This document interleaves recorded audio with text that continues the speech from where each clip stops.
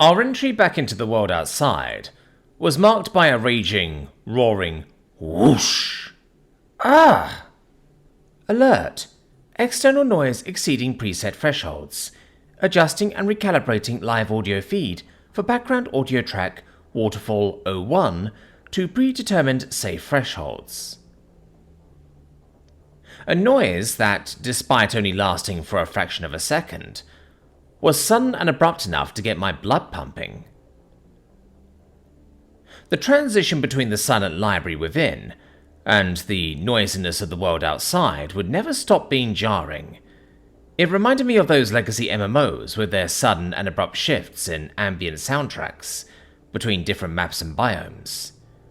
Although, to their credit, it wasn't like that sort of thing wasn't often the case in the real world, as I could count more than a handful of places in Acela that fit that exact description. Active soundproofing sometimes doing too good of a job that leaving your apartment felt like entering into a whole other world. Several mana radiation signatures would clue me in to the rest of the gang's reaction to the noise of the waterfall. Or rather, it would have been several, if it wasn't for only 2 having been reported. As Thalmin seemed to have foregone that cone of silence ritual, for the sake of humming an upbeat and chipper tune.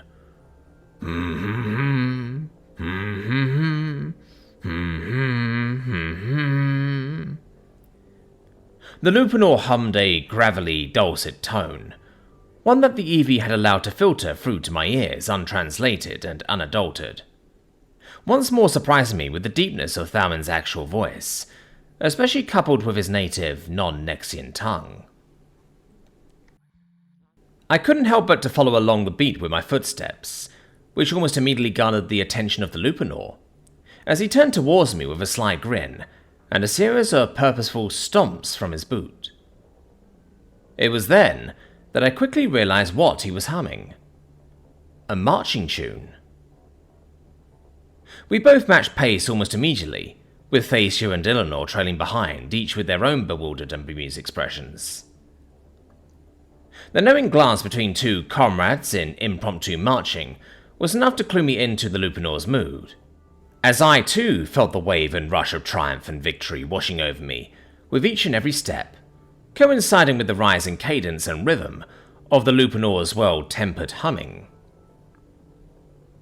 A proud smile has since formed across the Lupanor's mug, one that I couldn't help but to reciprocate, even if it was all for naught. It was times like these where I was once again made painfully aware of the inch of composite in front of my face. The encumbering yet life-saving piece of hardware, handicapping these spontaneous moments of brotherly bonding, and hampering what would have otherwise been an even more enjoyable walk back. It would have definitely made the short little stint even more enjoyable, especially as it was cut short, as we reached the other side of the bridge. But not by a waiting apprentice, as I come to expect, but instead a lone gargoyle, animated explicitly for one very specific purpose. To simply let those from the other side of the bridge cross, without so much as a cross-check or a word from the apprentice. The man in question having seemingly chosen the ground of all places to retire for the night. As he sat there out in the open courtyard, back against the smooth cobblestone and marble bricks, staring blankly at the cloudy skies above. This definitely put a dampener in our little marching tune, as it prompted us to attempt to skirt awkwardly around the man, if not for a sudden and abrupt interruption that took me by surprise. "Oi, you lot, was that marching music I heard?" he asked from his supine position, not even putting the effort into getting up to face us. I turned towards Thalmin, who promptly nodded and answered for me. "Yes, it was. What's it to you, sir?" he all but spoke out in a low rumble. The man chuckled in response. "Nothing, really. Just wanted to note how there may still well be some semblance of culture left in you lot, an appreciation for Nexian sensibilities where it counts, as it is clear that even from a bridge away, my glorious marching was enough to have had a subconscious effect on the manner by which you choose to travel. Thalmin clearly didn't know how to make any of that. Which was fair, given how all of us seemed to remain baffled by the man's antics. A single frustrated glance of disdain was all the Lupinor had to say to that. A set of eyes that quickly turned towards me, with a look that just screamed, "Is this dude for real right now?" "Alright, off you go then. And don't let me see you around here tomorrow. I got orders straight from the man in white himself. Says right here."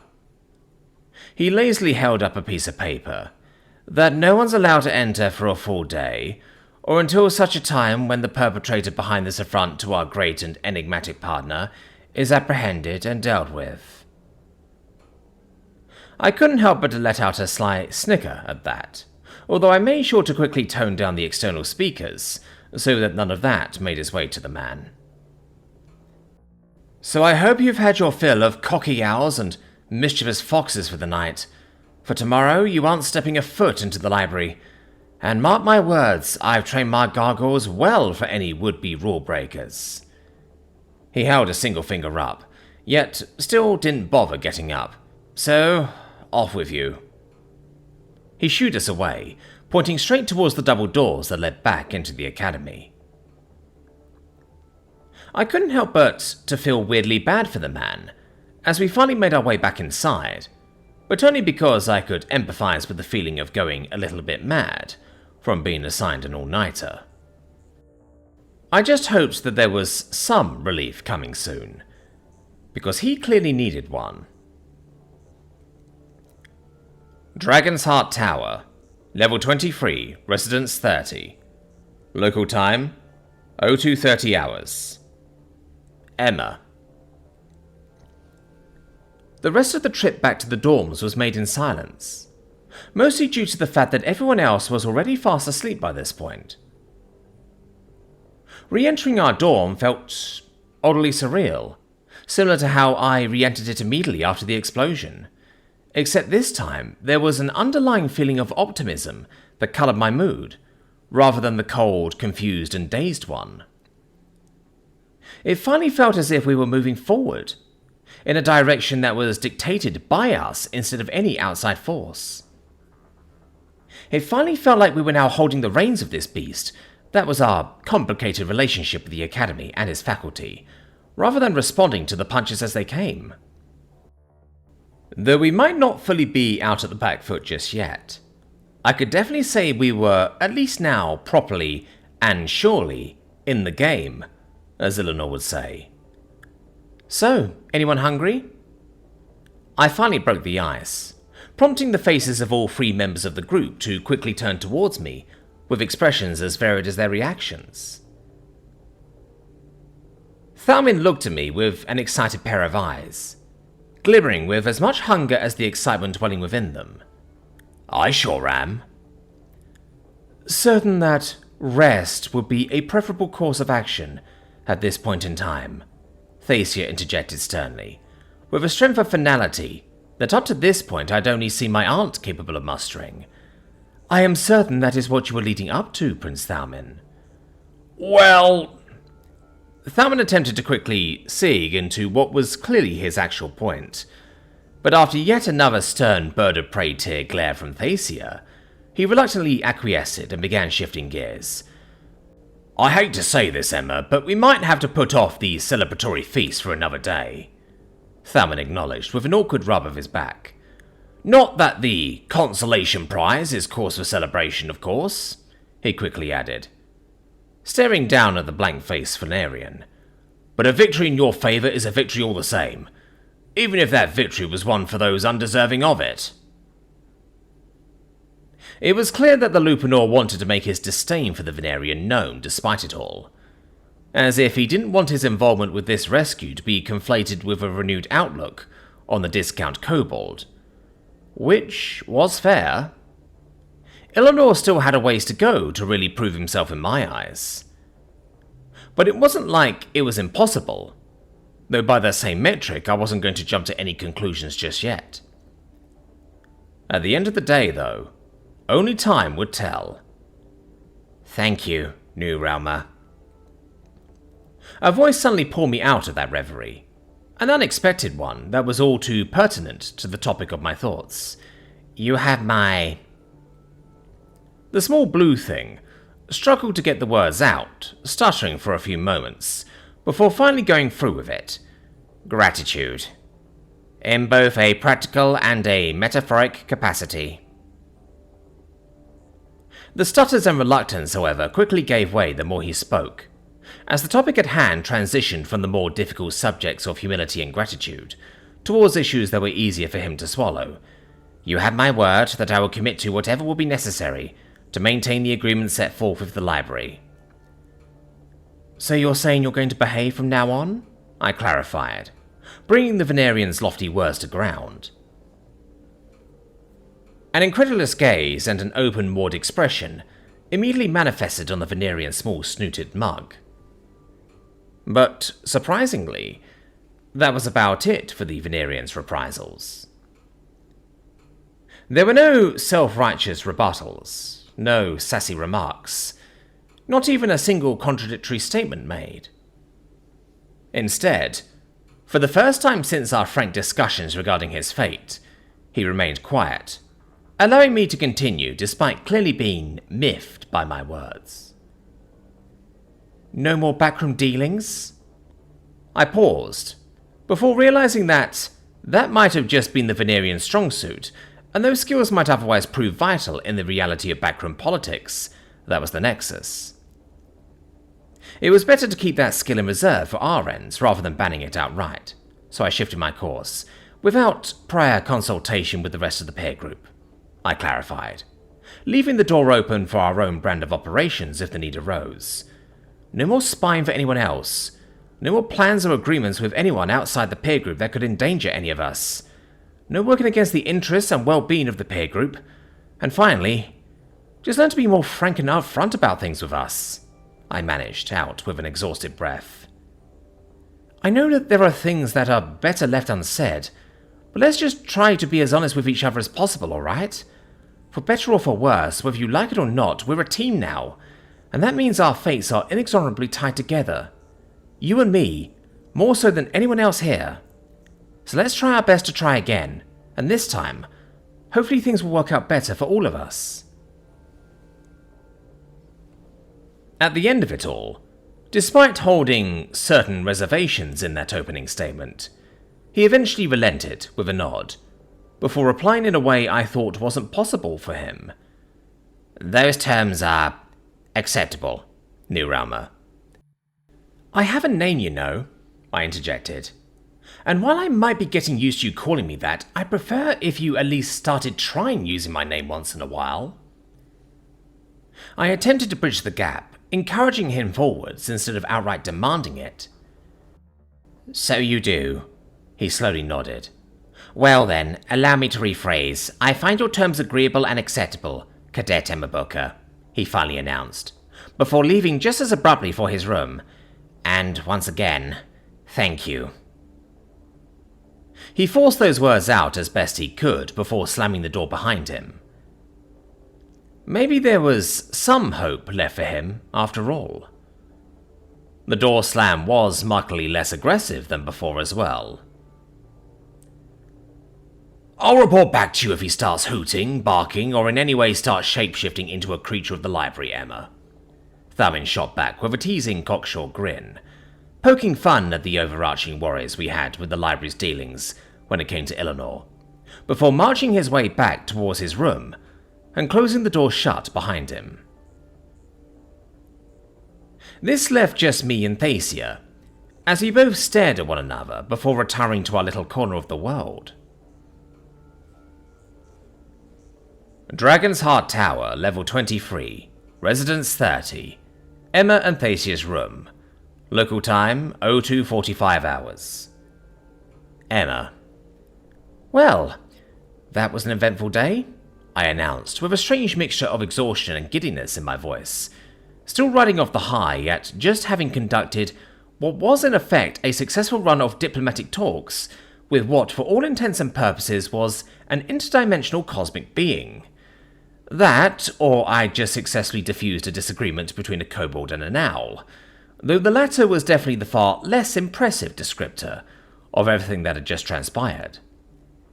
"Indeed, Emma," Thacia responded warily, having already gathered the piles upon piles of supplies she tended to use for her long baths. "Though, might I suggest you take a well-deserved rest?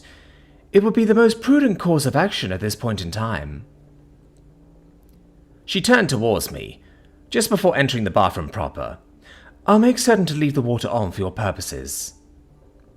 She pointed at the long, ugly, obtrusive pipe that I'd laid down the other day, connecting the magical bathroom of wonders to my tent's plumbing suite. The clashing aesthetics of a utilitarian pipe just laying there on granite and varnished hardwood wasn't lost on me, but it was the only solution I had right now for my plumbing solutions. "Sure thing, and, thank you for the plumbing help again, Princess," I responded sheepishly, prompting the Avenor to respond with a single exasperated sigh before disappearing into the bathroom proper. It was then that I decided to get to work on a few finishing touches to the tent's other assorted systems.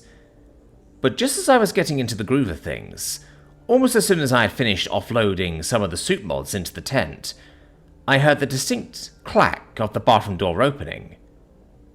It was only then that I realized, much to my surprise, that I hadn't just been toiling away for 10 or 20 minutes, but a full hour. The princess re-entered the room once more, wrapped up in 100 pieces of fine silk, and as she made her way into the disaster zone that was my setup operations, she let out a long, drawn-out, frustrated, wailing chirp.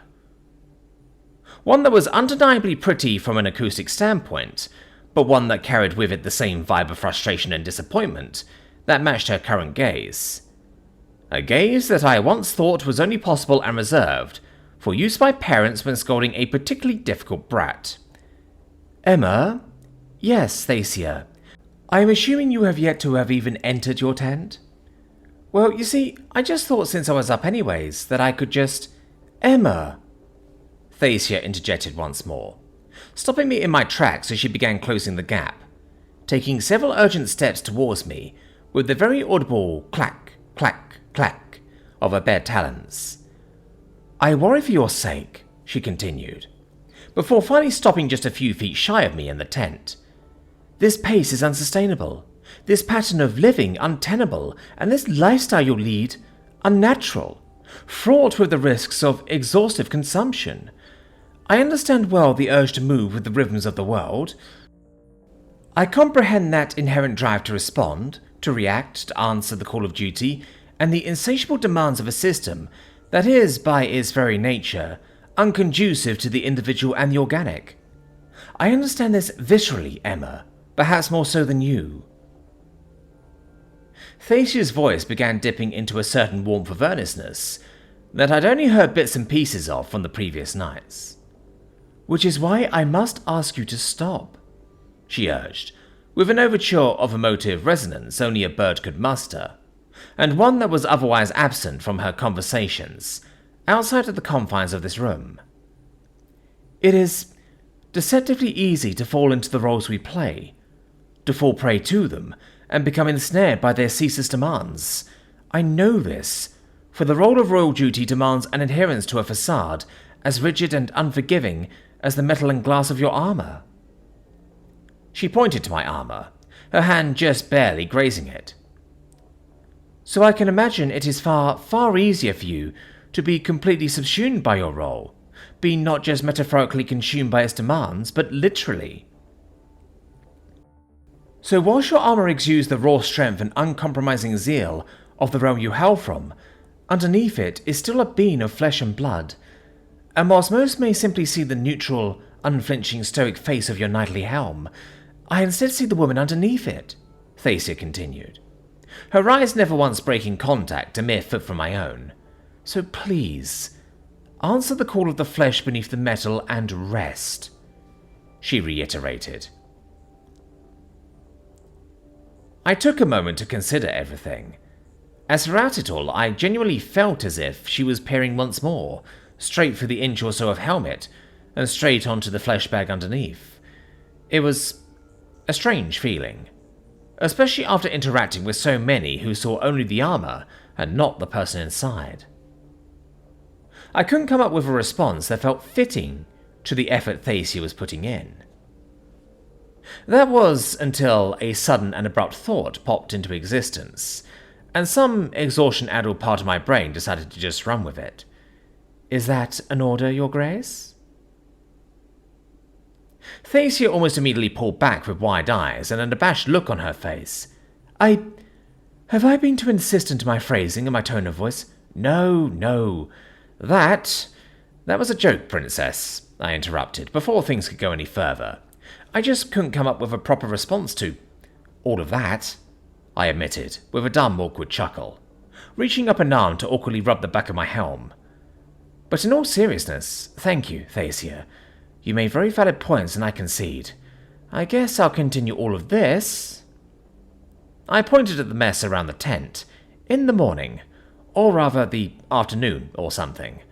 I do have a dean to intercept before we finally have some proper free time." The princess nodded warily in response, having since regained her composure, her raised fluffy feathers having since shrunken back down. "Then I bid you a good night, Emma." "Good night, Thacia." With that, I finally re-entered my tent, standing in the mana desaturation chamber for the typical 10 to 20 minutes, before stepping into the main chamber proper, before promptly hopping out of the back of the suit, and straight into the shower. Dragon's Heart Tower, level 23, residence 30, local time 0700 hours. Emma. I emerged from the cocoon that was my sleeping bag, and straight into the armor. From there, I exited to find the room bathed in a dazzling beam of sunlight that felt ever so slightly brighter than before, probably due to the elated high I was still feeling. Regardless of what it was, I emerged through the door of my bedroom to find the rest of the gang having already dressed and prepped for the day, the whole group seemingly in the middle of a conversation just before I turned the corner. "The uniforms are nothing short of ghastly in their commoner-like austerity. I shall remain decorated in my fineries until such a time where it can no longer be tolerated, namely until the visitation to Elisir." I could hear the Venerian settling back into the one emotion he always embodied best: annoyance. "It's not like it can do any more damage to an already damaged mannequin," Thamin muttered out annoyedly, which prompted a hiss from the discount kobold. He would have gone into a whole tangent too if I hadn't rounded the corner in time, prompting the whole group to hail me to varying degrees of tiredness. "A bright morning to you, Emma," Thamin spoke up first. "Bright skies await, Emma," followed closely by Thacia. "Hello, New Realmer." And, of course, Eleanor, who was at least trying to get into the program.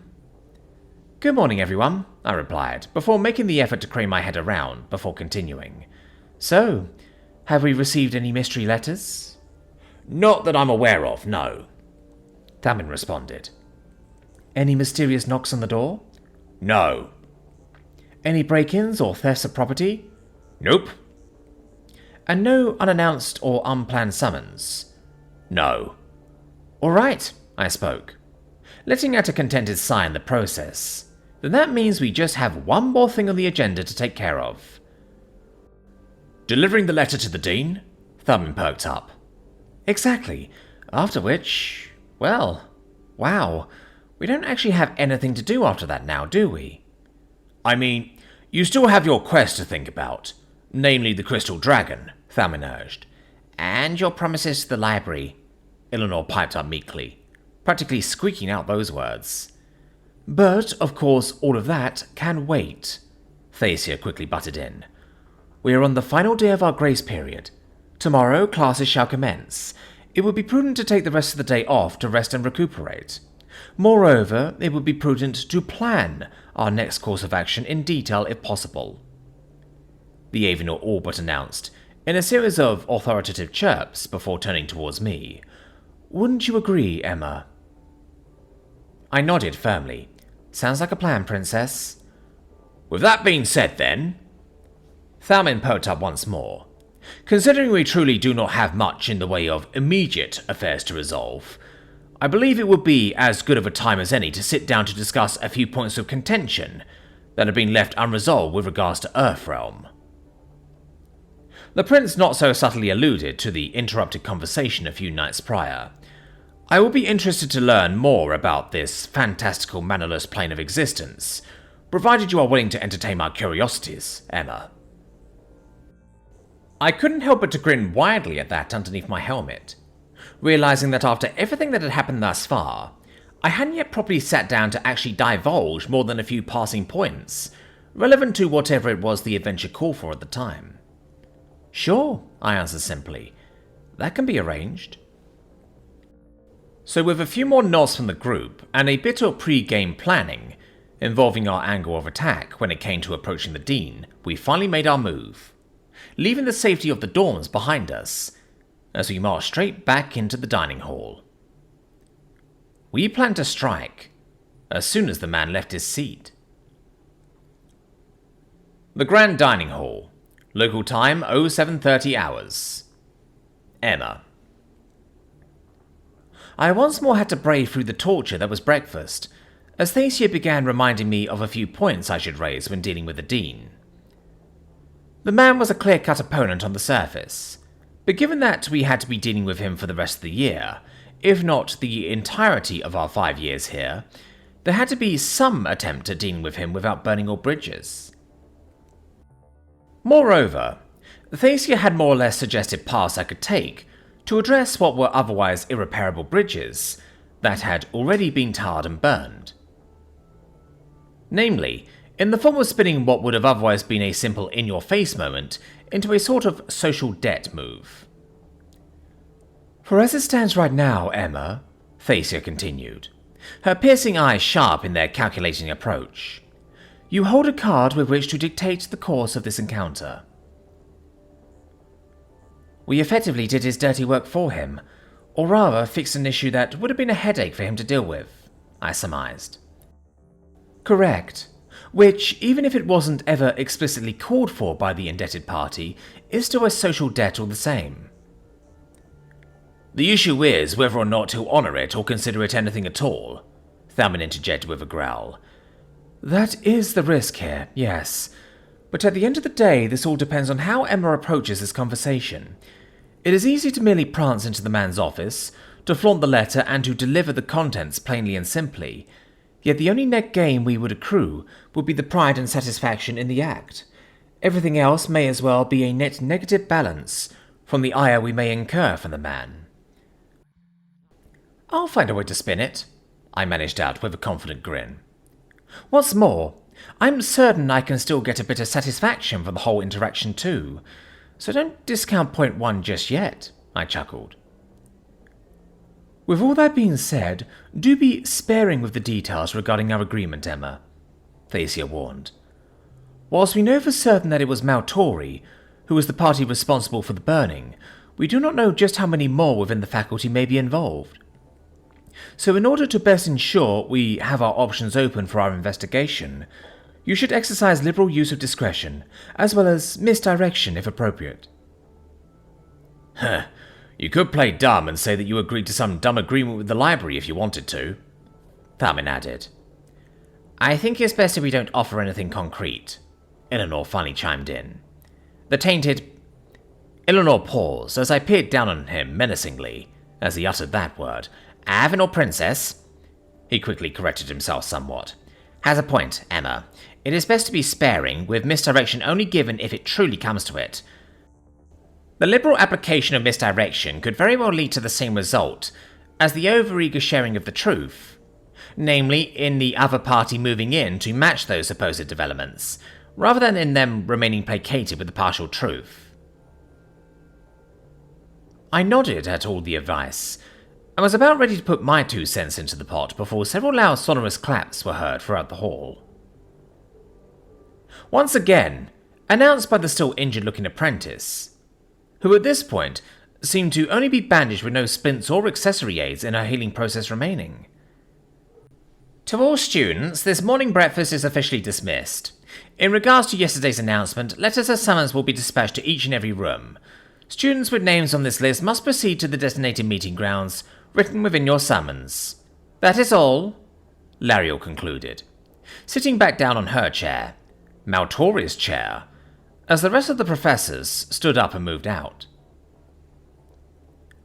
The short line of professors made their way out in the same fashion Lariel did a few days before, through a side door immediately left of our table.